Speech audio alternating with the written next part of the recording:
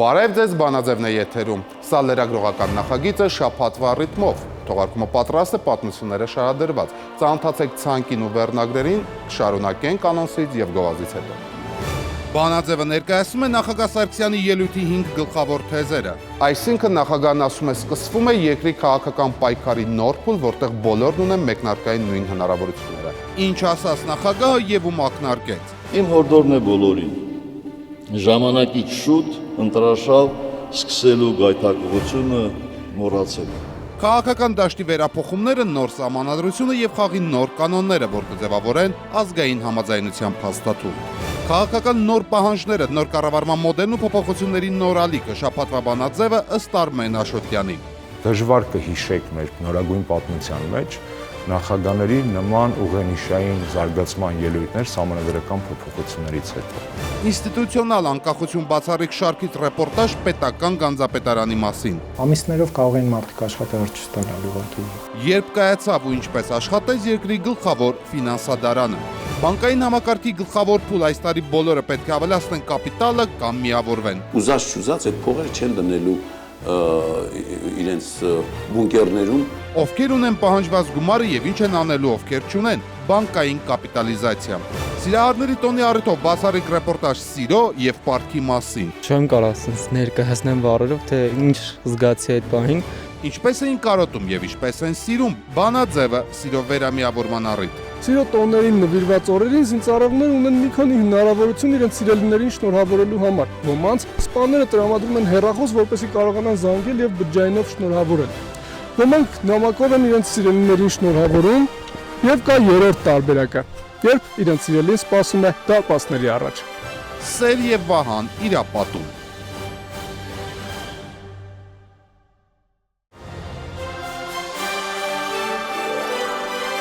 Մենք սկսում ենք Բանաձևը։ Եվ այսպես նախագահ Սարգսյանը հանդես եկավ ծրագրային ելույթով։ Սովորաբար նախագահի ելույթները շատ են տիրաժավորվում, այն բոլոր հեռուստաալիքների եթերում է, թերթերում, կայքերում։ Սովորաբար յուրաքանչյուր լրատվամիջոց ընտրում է իր կարծիքով կարևոր կամ նշանակալից հատվածները։ Յուրաքանչյուր գործիչ կամ վերլուծաբան իր կուսակցության կամ քաղաքական հավատանքի տեսանկյունից է մեկնաբանում նախագահի խոսքի կոնտեքստը, դրանով տեսնելով թաքնված ակնարկներ կամ գաղտնի նպատակներ։ Բայց որոնք են այն հիմնարար թեզիսները, որոնք են այն իրոք հեռահար նպատակները, որոնք կարող են առաջիկա տարիներին հիմնովին փոխել մեր երկրի դեմքը։ Եկեք ներկայացնենք ու քննարկենք այդ 5 կարևոր ուղերձները, որոնք երկրի առաջնորդն ուղղեց քաղաքացիական հասարակությանը, կուսակցական գործիչներին եւ պետական պաշտոնյաներին։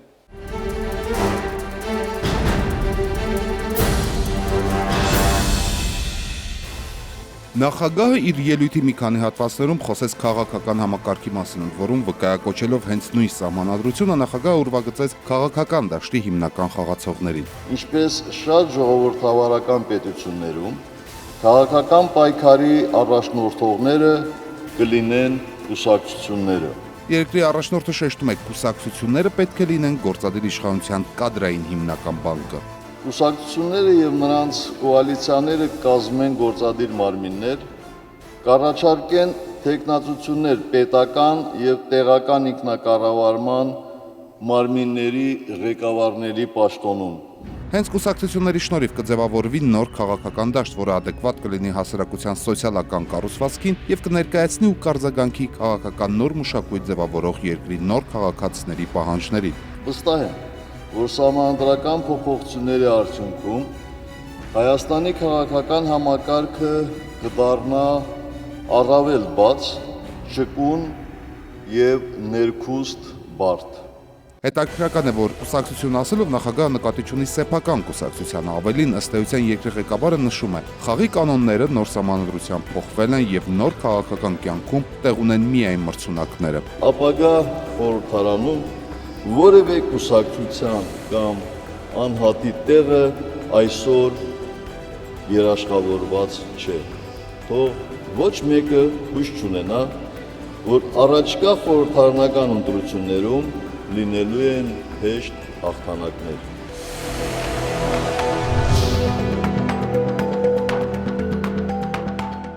Այսինքն նախագահն ասում է, սկսվում է երկրի քաղաքական պայքարի նոր փուլ, որտեղ բոլորն ունեն մեկնարկային նույն հնարավորությունները։ Հետևաբար քաղաքական պայքարը հավասար պայմաններով սկսվում է բոլորի համար։ Խորհրդարանական կառավարման ժամանակ մեծանում է կուսակցությունների դերը։ Դրանք արդեն պետք է ի վիճակի լինեն դառնալ լուրջ քաղաքական միավորներ։ Ընդ որում ապագա համակարգը որակելով բաց, ճկուն եւ ներքուստ բարդ, նախագահը բարձրացնում է միջկուսակցական դաշինքների խնդիրը։ Դրանք էլ աշխատանքային ռեժիմով անընդհատ ստեղծվելու եւ փոխվելու են։ Կուսակցական ապագայի առումով մեկ հարցում նախագահը ոչ այնքան ուրվագծեց, որքան ցանկություն հայտնեց, որ արտաքին քաղաքականության եւ ռազմավարական կարևոր հարցերում կուսակցությունները գործեն կոնսենսուսով։ Այսինքն բոլոր կուսակցությունների նպատակը պետք է լինի արդյունավետ կառավարմամբ բարեկեցիկ ու ապահով երկիր ստեղծելը։ Մրցակցությունը պետք է լինի, թե ով այդ նպատակին կհասնի ավելի արագ ու ավելի իրատեսական ճանապարհով։ Ընդ որում նախագահը նկատում է փոփոխությունները պետք է կազմակերպել սահուն։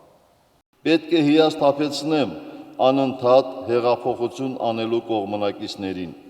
Մենք չենք շտապելու։ Քաղաքական ոլորտում համակարգային փոփոխություններ կատարելիս շտապողականությունը եւ անխոհեմությունը երբեք լավ ավարտի չեն հանգեցրել։ Միևնույն ժամանակ կհիասթափեցնեմ նաեւ նրանց, ովքեր գոհ են ստատուս քվոյից։ Էական փոփոխությունները շարունակվելու են։ Դրանք կլինեն աստիճանաբար, մտածված եւ փուլ առ փուլ, բայց կայուն եւ հետեւողականորեն իրականացված։ Եվ երկրորդ ուղերձը փոփոխություն չի նշանակում ամբողջահաճո նախընտրական հայտարարությունների եւ գործելավոճ։ Իմ հորդորն է բոլորին։ Ժամանակից շուտ ընտրաշավ սկսելու գայթակղությունը մոռացեք։ Յուրաքանչյուրը զբաղվում է իր աշխատանքով, իր տեղում, բայց կրկնապատկված եռանդով եւ պատասխանատվությամբ։ Հիմա անցնենք խնդիրների։ Նախ Սերժ Սարգսյանը սահմանեց մարտահրավերները՝ անհավասարություն, անարդարություն, անպատժելիություն, հիասթափություն, աղքատություն եւ արտագաղթ։ Եվ մի քանի դիտարկում արեց, թե ովքեր պետք է դիմագրավեն մարտահրավերներին եւ ինչպես։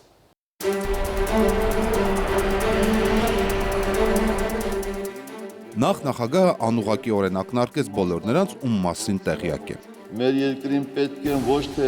այս կամ այն ծրագրի չկայանալը հիմնավորող պաշտոնյաներ, այլ ամեն գնով այդ ծրագրերը իրականացնող չինովնիկներ։ Գործը թողած եւ ուրիշների մասին անընդհատ պատերի տակով խոսող մարդիկ տեղ չունեն մեր իշխանության մեջ։ Թերահավատությամբ տոգորված մարդիկ տեղ չունեն իշխանության մեջ։ Ի վերջո, ում է պետք այն պաշտոնյան, որն իր գործունեության մասին յուրաքանչյուր հրապարակումից իրեն կորցնում է եւ ամբողջ օրը զբաղված է այս կամ այն կյանքից ու թերթից իրեն ապահովագրելով, այդ ճանապարհին օգտագործելով ցանկացած միջոց։ Հետո խոսեց նաև չինովնիկական ինքնաարդարացման սինդրոմի մասին, ակնարկելով տեղյակ է եւ դժգոհ է։ Գաղտնիք չէ, որ այսօր ունենք մի միջավայր, երբ համայնքի ղեկավարից սկսած մինչև բարձրաստիճան պաշտոնյա չկատարած աշխատանքի համար մեղքը բարդում են վերադասի վրա։ Իշխանության բոլոր ճյուղերում էլ շատ մեծ տարածում ունեն, արդեն համաձայնեցված է, արդեն որոշված է արտահայտությունները։ Ակնհայտ է, որ ակնարկն ուղղվում է մինչև իշխանության ամենաբարձր օղակ։ Սրանով իրենց կարծիքով երկու կարևոր խնդիր է լուծվում։ 1. Հարցի լայն քննարկման սահմանափակում, այլընտրանքային գաղափարների մերժում եւ հաճախ անձնապես ձեռնտու տարբերակների անցկացում, սեփական անպարկեշտությունը ուրիշներին վերագրելով։ 2. Պատասխանատվության փոխանցում դեպի վերին օղակ, զերծ մնալով հնարավոր սխալների դեպքում քննադատության թիրախ դառնալուց։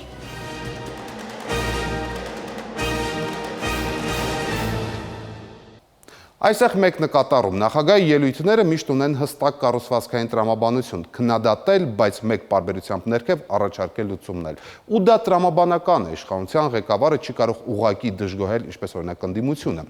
Այն պետք է գործի եւ եթե ներկայացնում է խնդիրը, պետք է նաեւ առաջարկի լուծումը։ Քննադատելով պաշտոնյաների վարքը, նախագահը ցույց է տալիս նաև այն պարադիգման, որով պետք է առաջնորդվել։ Մեր խնդիրների լուծումը մեզնից դուրս չպետք է փնտրել։ Այո, մենք ենք տերը մեր երկրի, մենք ենք տերը մեր խնդիրների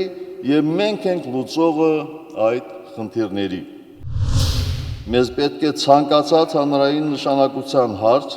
սեփական բարոյությունից 100 անգամ բարձր գնահատող հանրային ծառայող։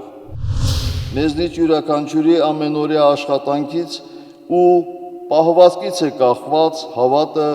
դեպի սեփական պետությունը։ Եվ թերևս առաջին անգամ է նախագահը խոսում դատական համակարգի մասին, դնելով որակապես նոր մակարդակի հասնելու պահանջ, քաղաքացիների հիմնական իրավունքները եւ ազատությունները պաշտպանելու եւ կոռուպցիայի դեմ պայքարում այն որակելով կենտրոնական դեր ունեցող մարմին։ Մենք պետք է ձևավորենք ժամանակակից արդյունավետ դատարան, որը կգործի նորացված սահմանադրության համաձայն եւ կհամապատասխանի ժամանակակից պատկերացումներին։ Մենք նաեւ պետք է ձերբազատվենք օրենքի եւ դատարանի հանդեպ կասկածամիտ, երբեմն անգամ կամահարական վերաբերմունքից, որ դարձել է մեր տխուր ավանդույթը։ Անհրաժեշտ է ստեղծել նորմալ աշխատանքային պայմաններ գործող իրավապահ կառույցի համար, վճռականորեն ազատվելով խաբեբաներից։ Անհրաժեշտ է վերացնել անօրինական ազդեցությունը դատական ակտերի վրա, ինչպիսի գաղափարներով էլ թելադրված լինի այդ։ Ըստ նախագահի հենց դատարաններն են հասարակական աջակցության շնորհիվ առաջին հերթին կոչված ազատելու երկիրը կոռուպցիայից։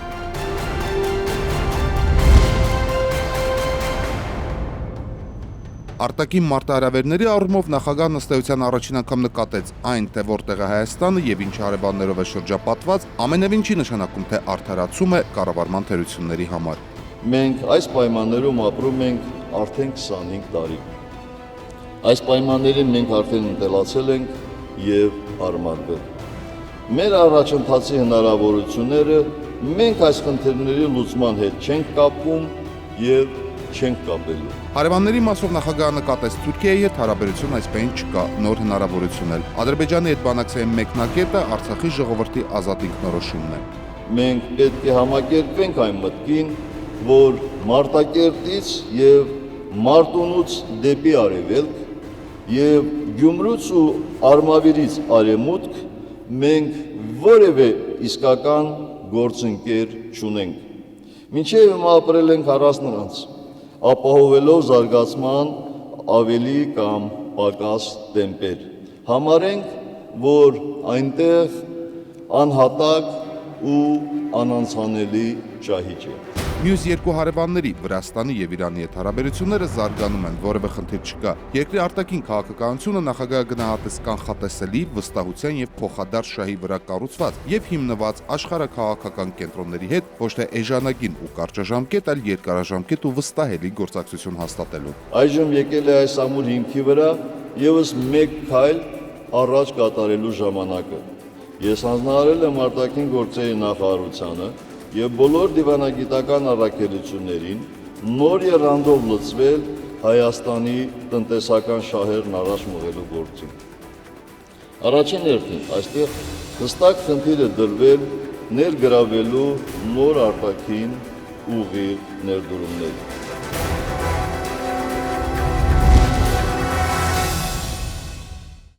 Եվ վերջում երկրի ապագայի հարցում իրարամերժ երկու տեսակետների բախումը վերջին տարիներին ռազմավարության արժեք է ձեռք բերել։ Առաջինը վերաբերում է կառավարության բարձրագույն ծրագրերին, որոնք այս կամ այն պատճառով հետաձգվում են, եւ երկրորդը մեծ նպատակներին, ավելի ճիշտ դրանց բացակայությանը։ Առաջինը քննադատողներն ասում են, թե ինչու եք հայտարարում, եթե չեք իրականացնելու եւ թղթի վրա են մնալու սուպեր պրոյեկտները, եւ երկրորդը ինչու չեք սահմանում համահայկական նպատակներ, չեք նախաձեռնում համազգային նշանակության մեծ գործեր։ Ճշմարտություն այսպիսի դեպքերում միշտ մեջտեղում է։ Նախ հասկանալի է, որ կառավարությունը մեծ ծրագրեր սկսելու ցանկություն պետք է արտահայտի միշտ եւ փորձի դրանք իրականացնել, իսկ համահայկական նպատակները ժամանակ առ ժամանակ ձևակերպվում են։ Վերջինը փետրվարի 12-ին։ Համոզվեք ինքներդ։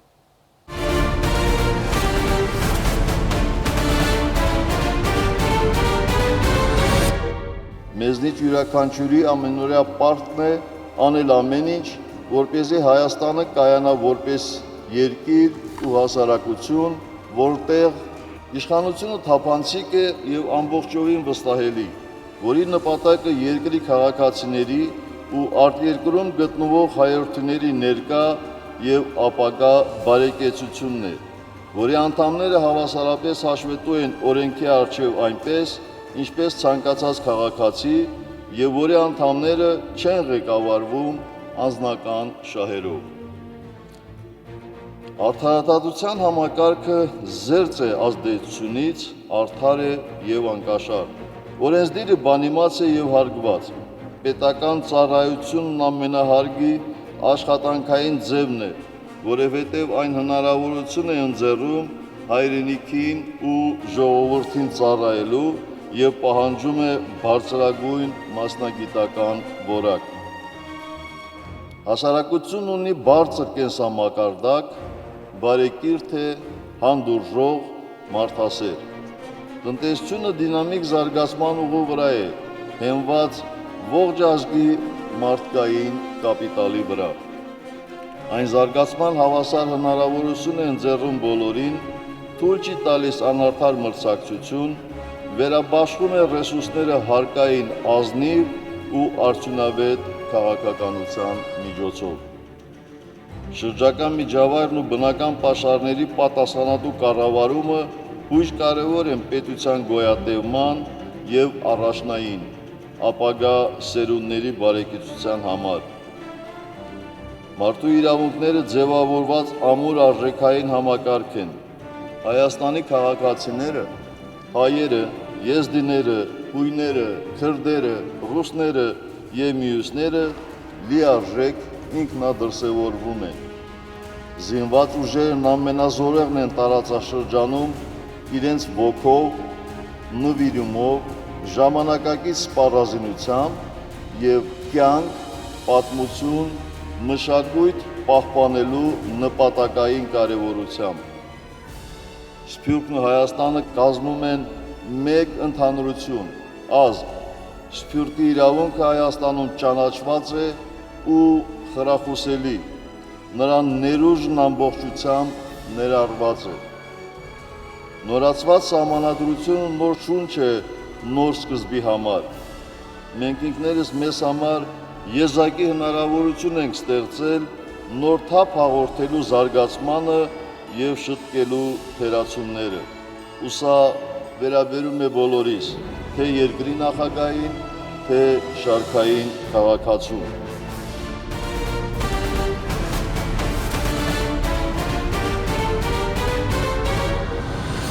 Մենք կվերադառնանք գովազդից հետո եւ կխոսենք ամենաշատ քննարկված գործ չի Արմեն Աշոտյանի հետ։ Սա վերջնագիր էր նրանց համար, ովքեր չեն հասկանում, թե նախազգուշացում էր, որ սկսվում է նոր փուլ։ Երևի թե ոչ։ Ինձ համար նախագահի ելույթը ապագայի տեսլական է։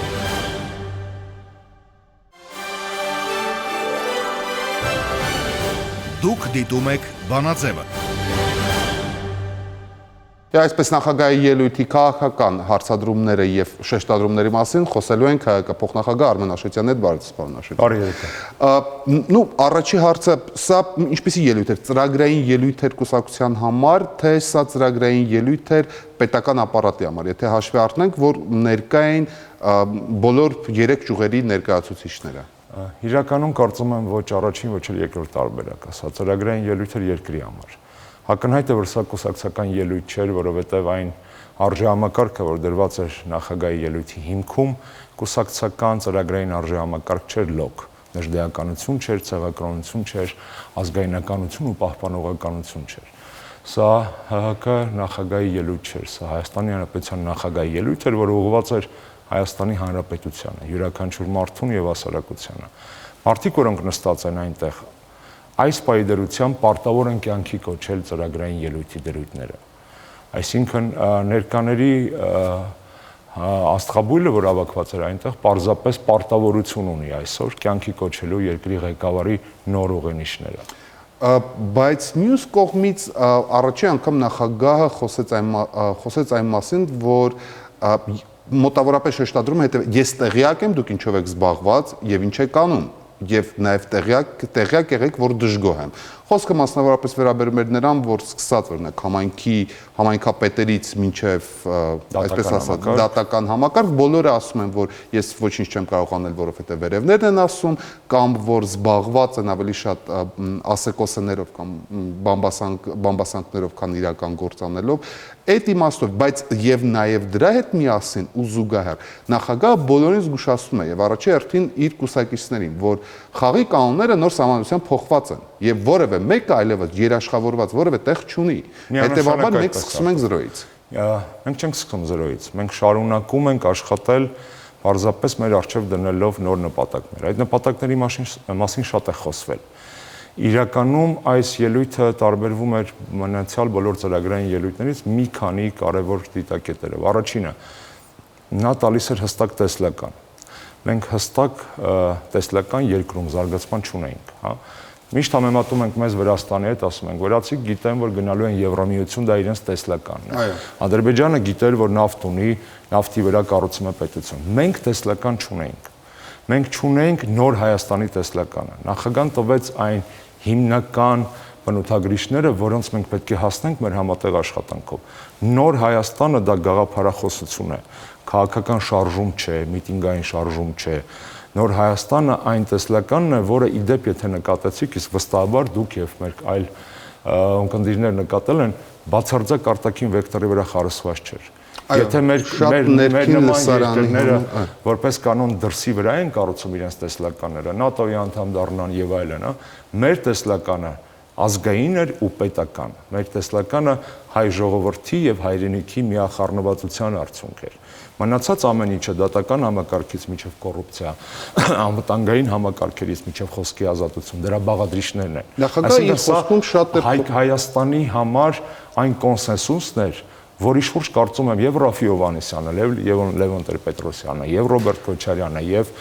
Նիկոլ Փաշինյանը, եւ Արմեն Աշոտյանը կարող են նույն բանը կրկնել, որովհետեւ ցանկությունը կառուցելու նման երկիր կախված չէ քաղաքական պլատֆորմի տարբերություններից։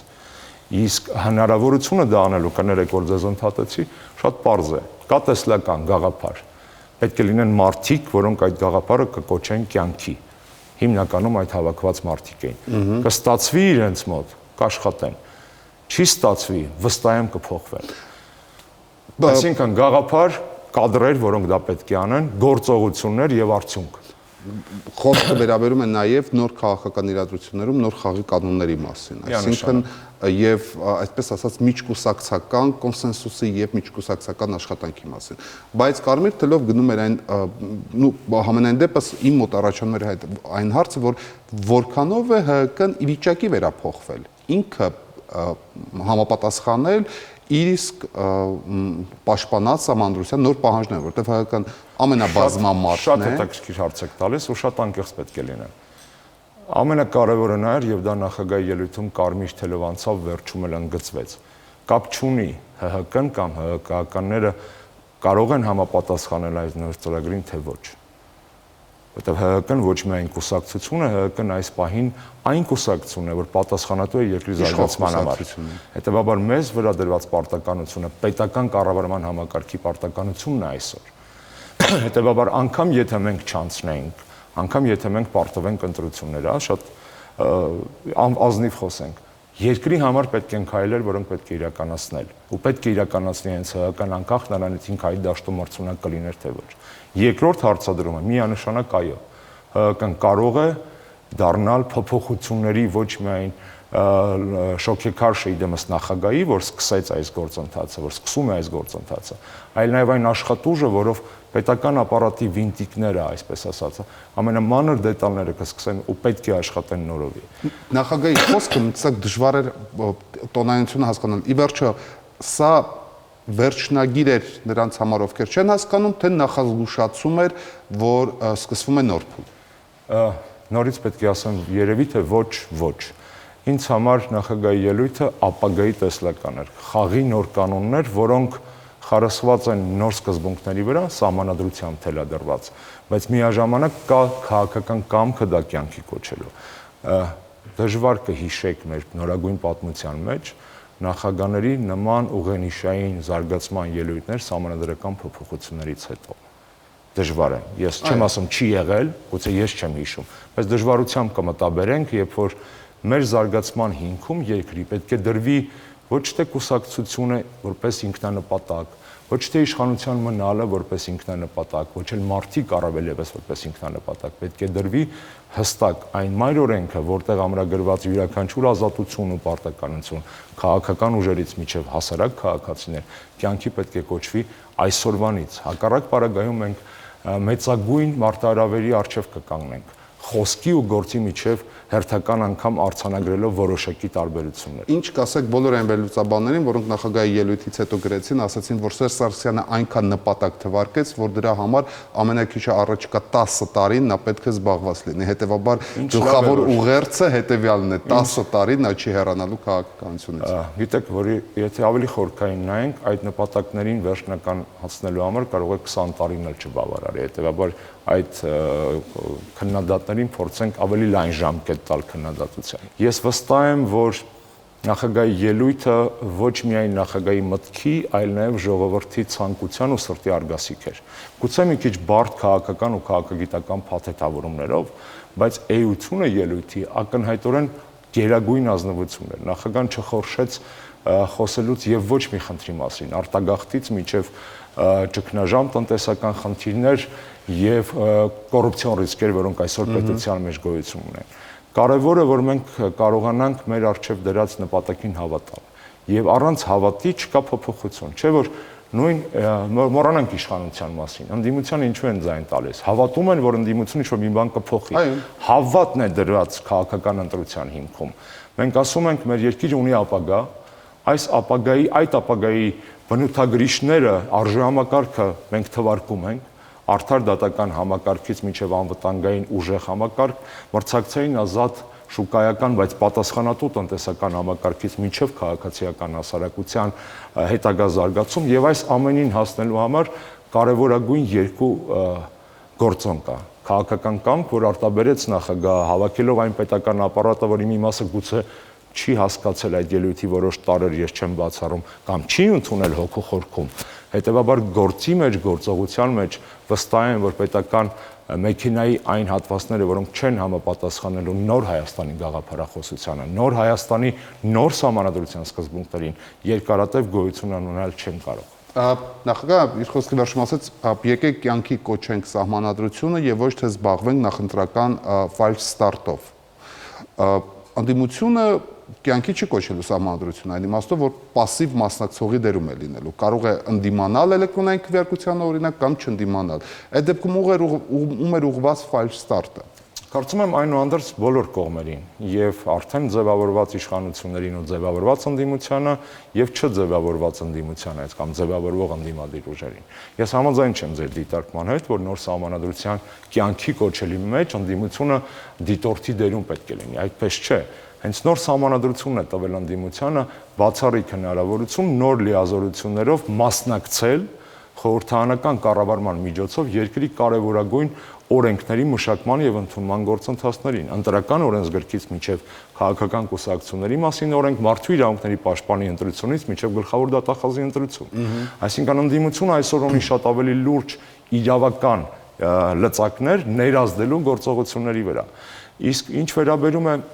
ձեր կոնկրետ այդ հատվածին, որ դուք ցիտեցիք, ակնհայտ է, որ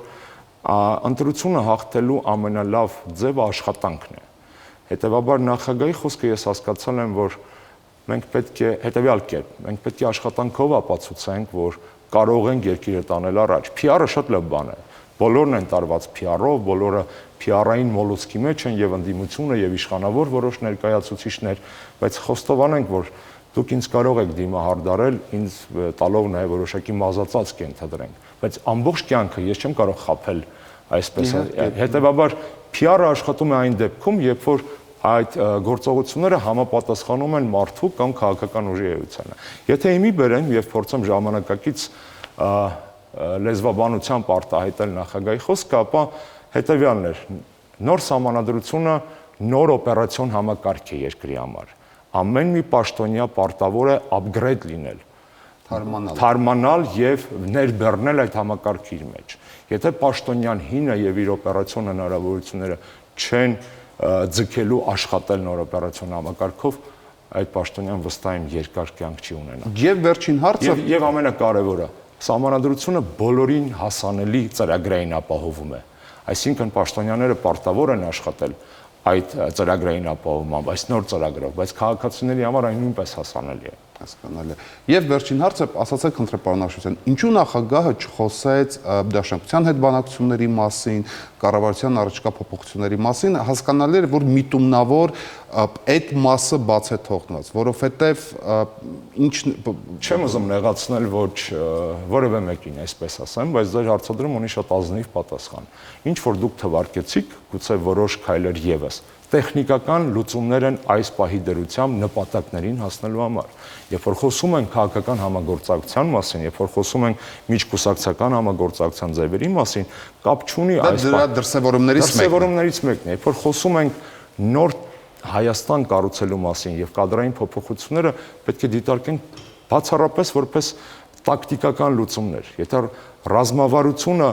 հասանելի է, հասկանալի է, իդեպ դուք խոսեցիք քննադատության մասին, դուք տեսաք, որ որևէ բովանդակային քննադատություն, նպատակների, տեսլականի արժեքների չկար։ Այո։ Չկար, հետեւաբար նախագահին իրոք հաջողվեց իր ելույթում շոշափել բոլոր քաղաքական, հասարակական հոսանքների, շերտերի եւ ուժերի իրական ծրագրային դրույթները։ Կարող են խոսել, հաշվարկել, տրամաբանել կամ փորձել դեզինֆորմացիա տարածել դետալների հետ կապված 10 տարի է ուզում մնա 20 տարի է ուզում մնա անողեի կանեի կենթադրենք կենցաղային բնույթի շարքումներ կամ հռետորաբանություն բովանդակային առումով եւ ոչ մի այսօրվա դրությամբ ոչ մի ծրագրային հակադարձում այս Քաղաքական ընդդիմախոսություն չեղավ։ Հետևաբար նախագահի խոսքը իրականում քաղաքական, քաղաքացիական հանրային կոնսենսուսի առարկա է, որովհետև խարսված է եղել մեր ընդհանուր տեսլականի հիման վրա, որը պարզապես այս պատմական ժամանակահատվածում իր վրա է վերցնում Սերժ Սարգսյանը եւ այն թիմը, որ պարտավոր է այս ուղերձը կյանքի կոչել։ Եվ գաղափարին կհաջորդի արդյոք գործողությունների ծրագիր։ Մենք կտեսնենք միանշանակ պետք է հաջորդի գործողությունների ծրագիր։ Նորից կրկնեմ, շատ պարզ մենեջմենտի կառավարման շղթա։ Նպատակ մարդիկ, որոնք այդ նպատակի համար աշխատում են, գործողություններ եւ արդյունք։ Մենք կանգնած ենք այս շղթայի սկզբնակետում։ Հստակ ուրվագծվել է բովանդակությունը, նոր բովանդակությունը։ Պարոն Աշոտյան, շնորհակալ եմ մեր հարցերին պատասխանելու համար։ Սիրելի հեռուստադիտողներ, ես հիշեցնեմ, որ մենք զրուցում ենք ՀՀԿ փոխնախագահ Արմեն Աշոտյանի հետ։ Մեր զրույցի առիթը նախագահ Սարգսյանի ծրագրային ելույթ էր, եւ մենք փորձում ենք հասկանալ նախ թե ով էր ելույթի հասցեատերը, ինչ աշխարհագրություն եւ բովանդակություններ այն ընդգրկում եւ ինչ է լինելու եւ բխելու այդ ելույթից հետո։ Բանաձևը շարունակվում է, մենք կվերադառնանք գովազդից անմիջապես հետո։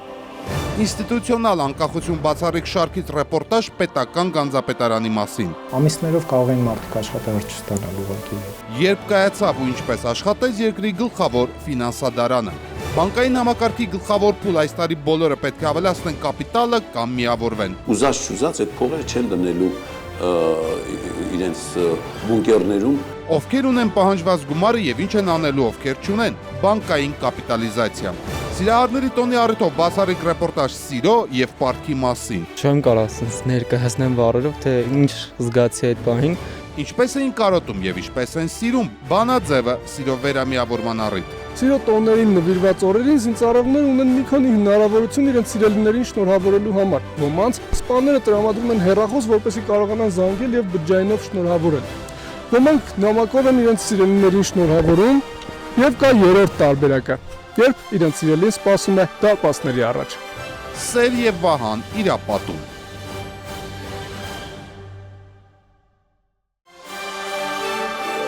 Բանաձևը շարունակվում է։ Առջևում եզրափակիչ հատվածն է։ Մենք շարունակում ենք բացառիկ ռեպորտաժների շարքը, որ նվիրված է անկախության 25-րդ տարեդարձին։ Ինստիտուցիոնալ անկախություն բացառիկ ռեպորտաժների շարքում այսօր խոսելու ենք պետական գանձապետարանի մասին։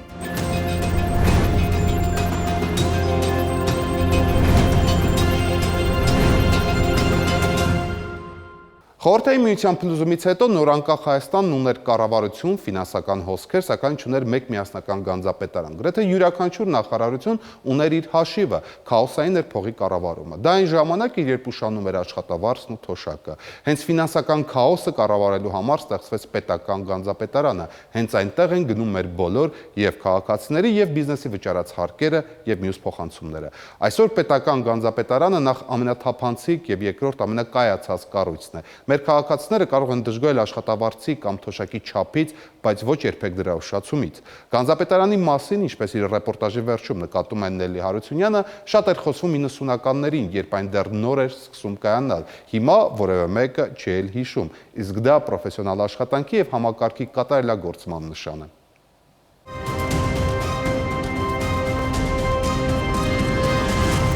Ամեն օր գիշերը ժամը 2-ին համակարգը գեներացնում է, այդ ինֆորմացիան ուղարկում է կայքի, որպեսզի հանրությունը կարողանա տեսնել թափանցիկ, թե ինչքան է պլանավորված եղել, ինչ գումար է ծախսել, որ ուղղությամբ։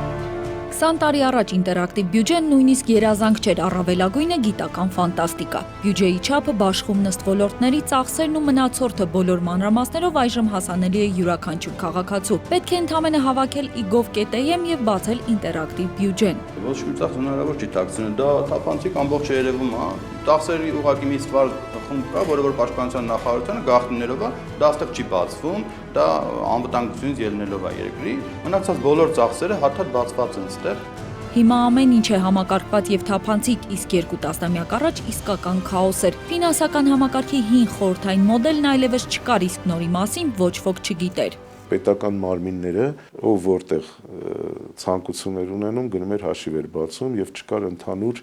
այսպես ասած, դիսցիպլինա։ Վերահսկելը շատ հաճախ դժվար էր պետական միջոցներ եւ ամենակարևորը անարդյունավետ, այսինքն կային շատ խնայողություններ, պետական միջոցներ, բայց չէր կարող օգտագործել։ Հենց այս փուլում էր, որ որոշում կայացվեց ստեղծել գանձապետարան։ 1996-ին ֆինանսների նախարարությունում ձևավորվում էր առանձին կառույց, որը պետք է իմի բերեր բյուջեի փողերը։ Այն ժամանակ անունը չէինք դնում կոռուպցիա իհարկե, բայց մեծ կոռուպցիոն ռիսկեր կար, այսինքն որ բանկում հաշիվ, որ հիմնարկը ինչպես բացի, ինչպես իրականացնի,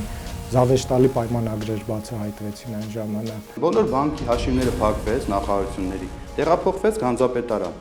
Գանձապետարանը մի հատ հաշիվ բացեց կենտրոնական բանկում եւ այդ հաշվի վրա եկավ ամբողջ հանրապետության եկամուտը եւ ծախսը կատարվեց այդ միակ հաշվից, գանձապետական հաշվից։ Այսօրվա 1 տրիլիոնից ավելի բյուջեի կողքին առաջին 5-6 միլիարդանոցները ժպիտով են հիշում։ Այն ժամանակ էր, որ արվում էին ծախսեր ու բյուջեում չէին երևում եւ հակառակը բյուջեով ծրագրված շատ գումարներ այդպես էլ տեղ չէին հասնում։ Ամիսներով կարող են մարդիկ աշխատավարձ չստանալ, ուղղակի հիշեցման կարգով ասեմ։ Այդպիսի վիճակ էր դնում, թեպետ փող կարող է լիներ ինչ-որ տարբեր տեղեր ցրվածով։ Հենց այդ շրջանում էին տեղի անտեղի դեֆիցիտ բառն օգտագործում։ Գանձապետարանի ձևավորմանն ու մեկ միասնական հաշվի ստեղծմանը զուգահեռ բառապաշարն էր փոխվում։ Դեֆիցիտը դառնում էր կառավարելի։ Պետությունը իր ձեռքի տակ ունենում էր իր ամբողջ ինֆորմացիան, տեղեկատվությունը, թե ինչքան մուտքեր, ինչքան ելքեր տվյալ ժամանակահատվածի դրությամբ ինքը ունի։ Հասթղթապանակներին շատ արագ փոխարինեցին էլեկտրոնային ծրագրերը, մարդկային գործոնը հասավ նվազագույնի, ամեն ինչ կենտրոնացվեց ու ավտոմատացվեց, այդպիսով նվազագույնի հասան նաև չարաշահումները։ Ցանկացած տեղաշարժ բյուջեում գանձապետարանը տեսնում էր, վերահսկում ու կառավարում։ Բոլոր փոխանցումները, մուտքերն ու ելքերը արվում էին մեկ հաշվից։ Այդ համակարգը այս տարիների, անկախության տարիների լուրջ ձեռքբերումներից է։ Մեր քաղաքացիները դրա հետ ուղղակիորեն չեն առնչվում, բայց եթե գանձապետական համակարգ ասենք չաշխատի, բոլորը կզգան։ Գանձապետարանի ստեղծմամբ դրամային կանխիկ հոսքերն ու պետական պարտքը դարձան կառավարելի։ Թողարկվեցին առաջին պետական պարտատոմսերը։ Գրեթե 10 տարի անց շուկան ընդլայնվեց։ Հայաստանը թողարկեց նաև արտարժութային պարտատոմսեր։ 2013-ին միջազգային ֆինանսական շուկա դուրս եկան այսպես կոչված հայկական առաջին եվրոբոնդերը։ Մենք կարողացանք բավականին լուրջ պահանջարկ ապահովել խոշոր ու հանրահայտ ներդրողների շրջանում տեղաբաշխել մեր պետության կողմից թողարկված պարտատոմսերը։ Գանձապետարանի մասին շատ էին խոսում սկզբում, երբ նոր էր ձևավորվում, հատկապես երբ աշխատավարձներն էին ուշանում։ Այսօր արդեն գանձապետարանի մասին նույնիսկ բյուջետային հիմնարկները չեն հիշում։ Կառույցի մասին մոռացան, երբ համակարգը սկսեց աշխատել ու ֆինանսական հոսքերը դարձան կառավարելի։ Նելի Հարությունյան, Ալբերտ Գալստյան, Խաչատուր Եսայան, Բանաձև։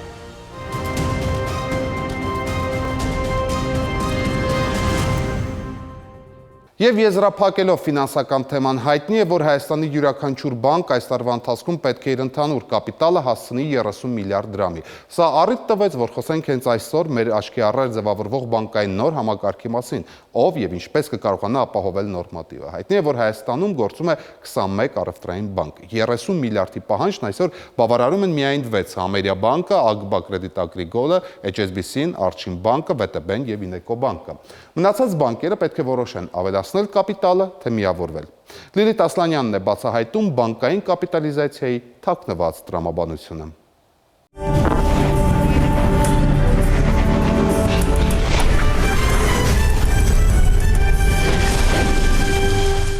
Ես անդադ փորձում եմ հասկանալ ինչ կլինի իմ ավանդի վերջ, արդյոք պետք է տեղափոխեմ մի բանկից մյուս բանկ։ Ուղիղ 1 տարի Սերգեյ Սարգսյանը այս հարցերի պատասխանն էր փնտրում, քանի որ լսել էր Կենտրոնական բանկի աննախադեպ որոշման մասին։ 2014-ի վերջն էր, երբ Հայաստանի գլխավոր դրամատունը առևտրային բանկերին հանձնարարեց մինչև 2017 թվականը վեցապատկել ընդհանուր կապիտալի նվազագույն չափը ու այն հասցնել 30 միլիարդ դրամի։ Բանկային նրբություններից հեռու միջին վիճակագրական հայաստանցու համար բանկի կապիտալի չափը դրա մեծացումը կարևոր չէ առաջին հայացքից, բայց միայն առաջին։ Իրականում կապիտալը բանկի ինքնուրույնության, կայունության եւ ճկունության երաշխիքն է, եւ այստեղ չափը իրոք կարևոր է, հաշվի առնելով տնտեսության բարդ վիճակը։ Ռուս-ուկրաինական բարդ հարաբերություններ, սաստկացող պատժամիջոցներ, կապիտալի արտահոսք, նավթի գնանկում, ռազմավարական գործընկերոջ տնտեսության բարդ վիճակը Հայաստանը զգաց նաեւ իր տնտեսության վրա։ Ցուցանիշները նվազեցին, պետք էր բարձրացնել տնտեսության իմունիտետը։ Կապիտալի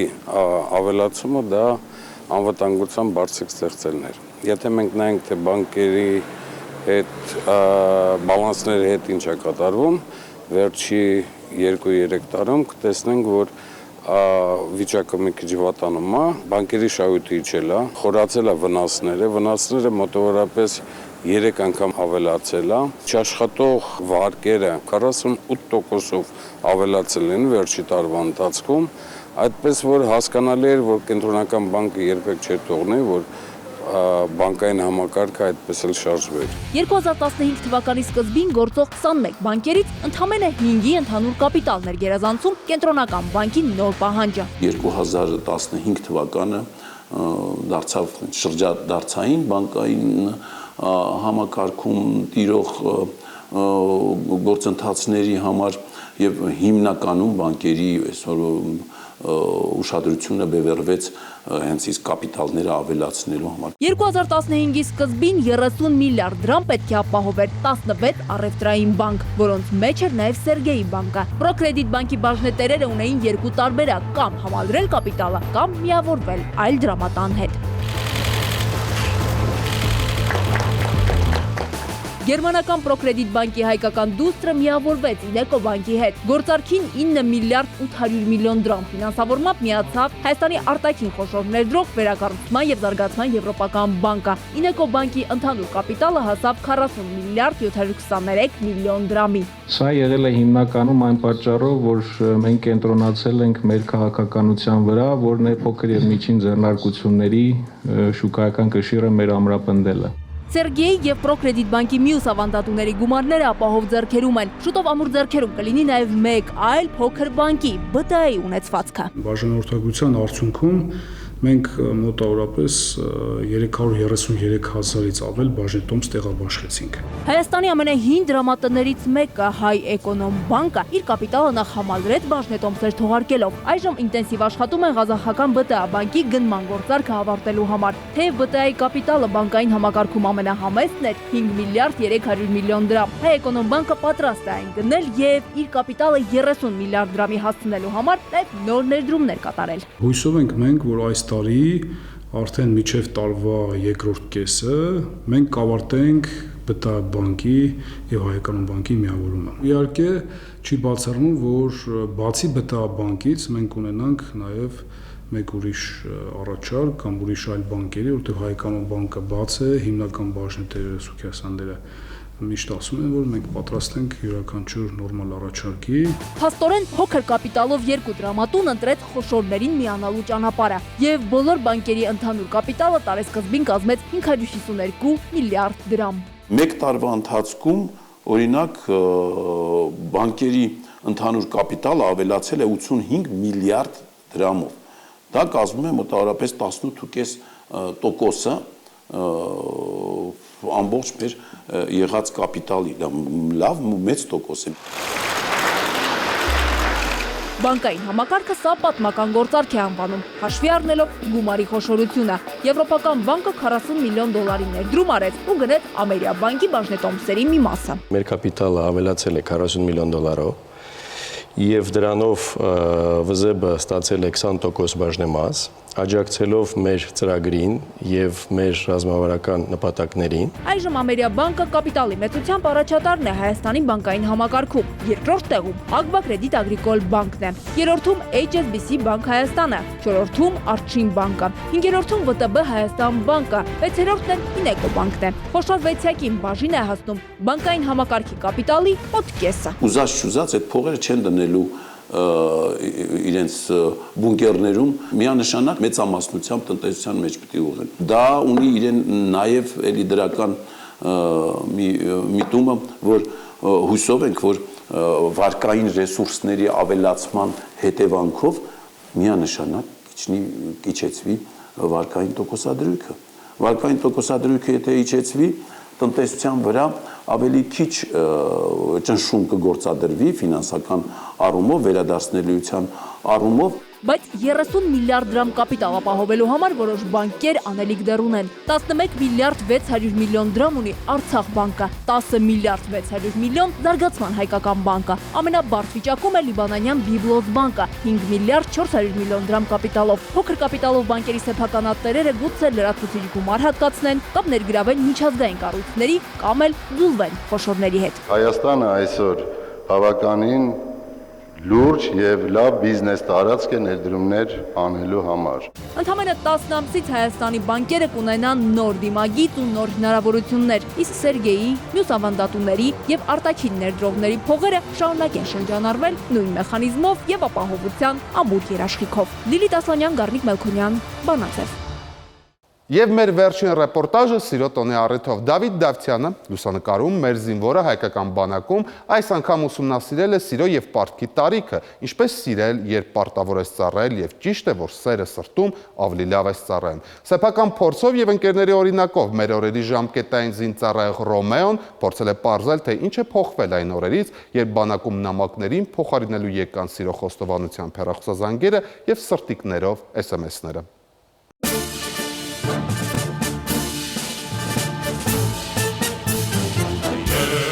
Մնում ելքու ճարխեն թենեն գտնում հնար, այսպես ակեց արեգակեց սարդարապատի մարդը մեզ։ Երգը հայտնի է հայրենասիրական, զինվորական, հաղթական։ Հենց հաղթանակից ծնված ստեղծագործությունն էլ հայտնվել է զինծառայողների երգացանկում, նաև ուսանողուհի Աննայի պլեյլիստում։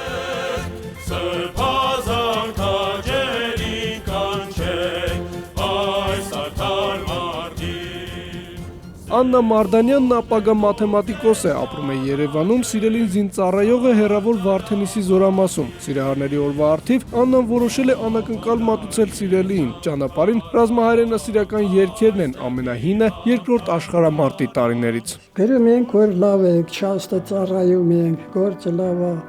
առողջ ենք, առայժմ իրանք էլ գրում են ընտանիքական պայմանը, կոլխոզա, սովխոզա, զավոդը աշխատում են,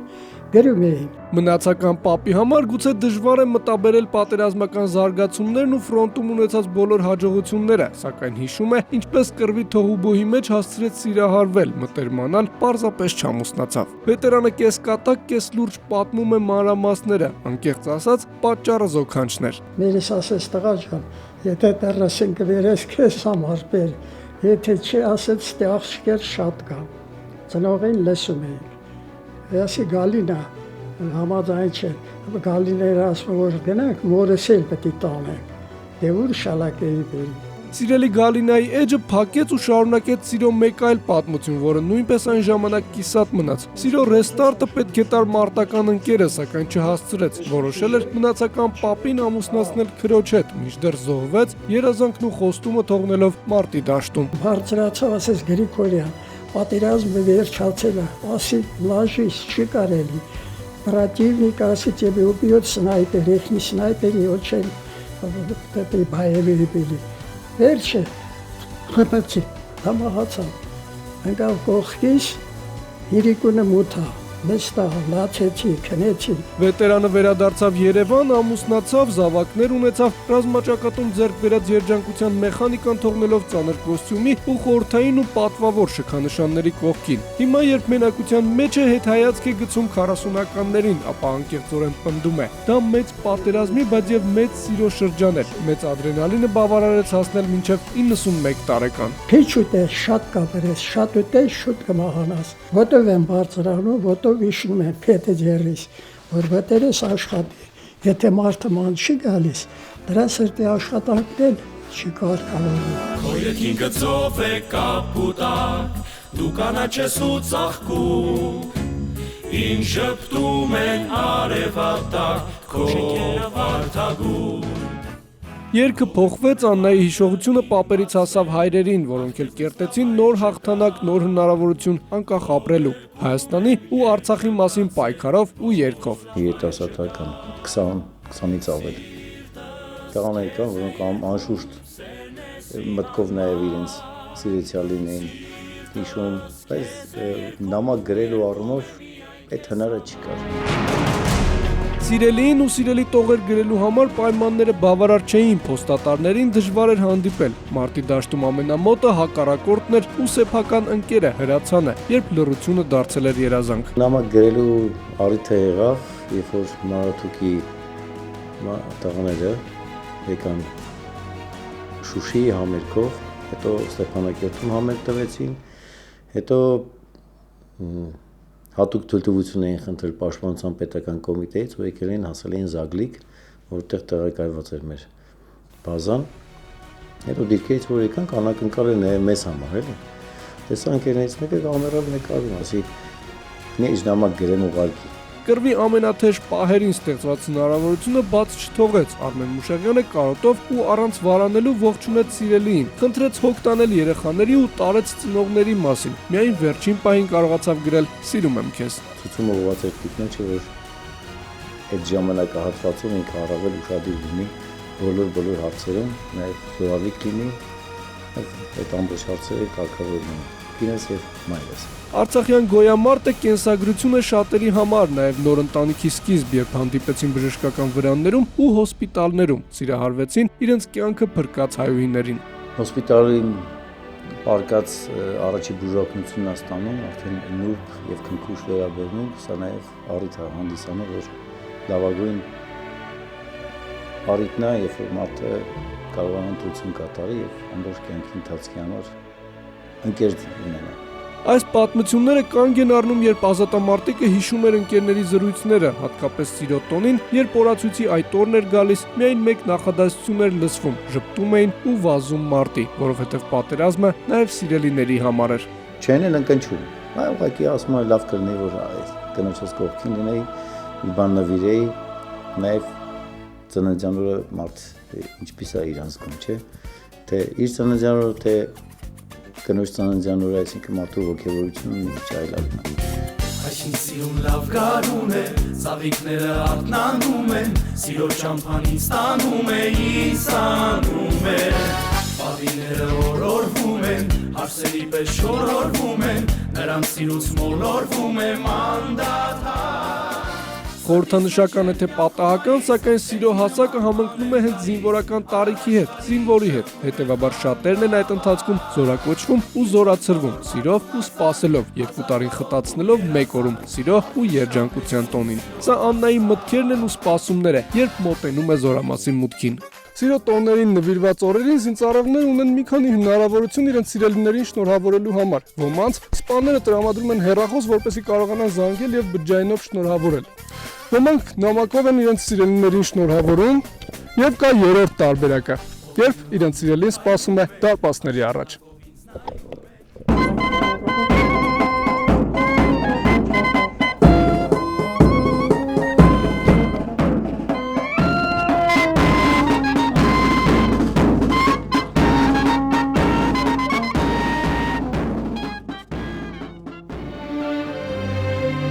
Բանաձևի առաջարկով ու նախաձեռնությամբ Զորամասի հրամանատարության ակտիվ մասնակցությամբ ու նվագախմբի հնչյունների ներքո Վահագնը անակնկալի եկավ, հուզվեց, գրկեց ընկերուհուն ու անկեղծացավ, անգամ չէր երազել այսպիսի նվերի մասին։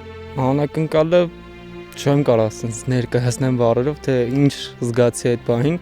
Մենակ զգացի, որ կրծքավանդակից հատվածում ինչ-որ մի բան հեսա կտրակի։ Վահագնը ապագա դերասան է, Զորամասի թերթի խմբագիրն ու լրագրողը, հենց նա է պատրաստելու Փետրվարյան տոների մասին հոդվածը։ Ես շատ եմ հպարտ, որ իմ ընկերը զինվոր է,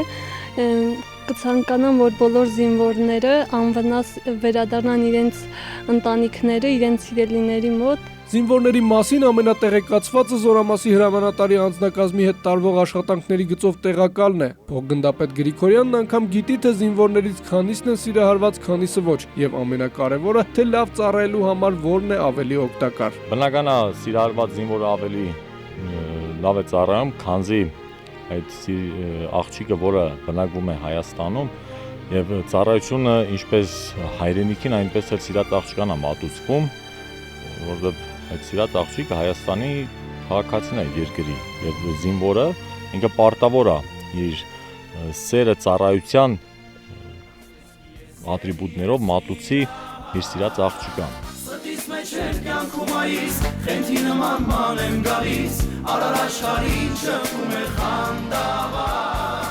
Այս երկի հնչյուններով էլ Աննան վերադառնում է տուն, հիշողություններն ու ապրումները ամփոփելով մեկ օրվա մեկ ճանապարհորդության մեջ, որ յուրաքանչյուր տղամարդ սահմանին կանգնած հիշում է իր գեղեցիկ կեսին, սիրում ու հսկում հայրենի սահմանը նաև հանում նրանց անվտանգության, չէ որ պարտքը կատարում է առաջին հերթին սիրո հասակում։ Հազար կարոտ ու երազան, ախ ինչ լավ ես իմ սիրո հասակ։ Դավիթ Դավթյան, Բանաձև։